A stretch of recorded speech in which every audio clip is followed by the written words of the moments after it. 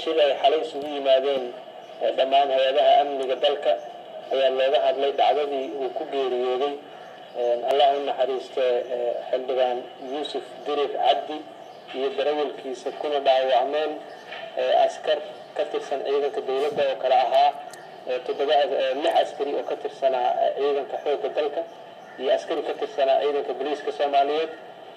dhacdadan xanuunka badan waxay u dhacday sida tan gaari ay wateen xildhibaanada oo marayay wadada Maka al-Mukarrama ayaa waxaa ka daba yimid gaari ciidan saaran yihiin wuxuuna u yeeriyay hoonka wadadii dariiqada magaalada Muqdisho sida mashquul yihiin maadaama ay shaki abuuri karto gaari si xoog ah u socda baabuurka ay wateen xildhibaanada oo ku socday Maka al-Mukarrama wadada Maka al-Mukarrama ka tagay baarlamaanka ayaa waxaa ka daba yimid baabuur ay saaran yihiin askar ka tirsan ciidanka xoogga isla markaasna si xoog ku socday hoon badan u yeeriyay hoonka markuu yeeriyay gaari xildhibaanadana wuxuu u diiday seed inay siiyaan way dhaafeen laamiga dhinaca kale seedka kale ay mareen way ku soo horjareen kadibna rasaasi ku furan waxaa meesha ka dhawaa ciidanka miisa oo howl adag ka hayay wadada Maka al-Mukarrama ayagana ay ursaday gaarigii ay wateen dadkii dhibaatadaas geystay dhacdadaas waxaa ku nafwaayay xildhibaanka iyo darawalkiisa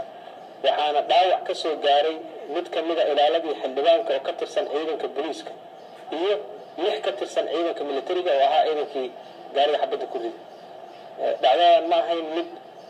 lagu bartilmaameedsanayay xildhibaanada balse gaariga ciidanku wateen wuxuu u socday si mas'uuliyad darro ah waxaana meesha ka dhashay kala shaki sababay in la israsaaseeyo mana jiraan gacmo kale oo ku lug leh ama ku lug lahaa qaabka wax u dhaceen dawladdu waxay u saartay guddi ka kooban 7 xubnood guddigaas waxaa la amray in ay muddo kooban ku soo gabagabeeyaan baaritaankooda si loola tiigsado sharciga cid walba oo ku lug lahaata falkaas